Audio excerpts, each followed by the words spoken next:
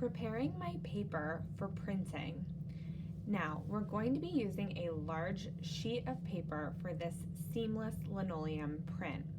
I need to do a little bit of extra work to plan where I'm going to print my block so that way it lines up perfectly and I'm not guessing on where I need to place it. So we need to do some measuring and some plotting on this good copy paper before we can begin. I'm going to start by drawing myself a guideline along the top of the paper. So I'm going to use my ruler. I'm going to line it up at the top of the paper and at the corner to make sure my ruler is straight. I'm going to just draw a very light line here, and I'm going to use that line as my guide so that way I know my block is straight. If our block gets off center, then the whole print is going to start to lean or go crooked.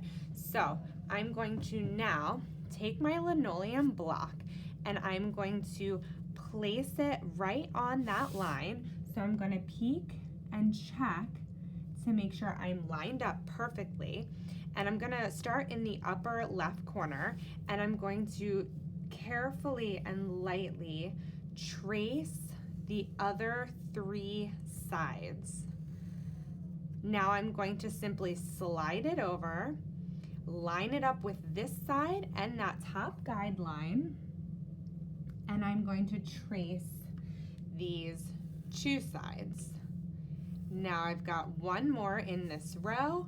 I'm going to line it up and carefully trace these two sides. I'm going to continue to do this in 2 more rows using my previous line as the guideline. In the end, we should have a set of 9 blocks that perfectly line up with one another. So we want to get the first one right so that all the subsequent pieces match up. Now, nothing is perfect, but we certainly want to do our best and set ourselves up for success by getting this right. If the edges of your paper are not perfect, your border is not perfect, that is okay because we can trim that border later. But we want to make sure that our rectangles match up. That is the most important part of this step.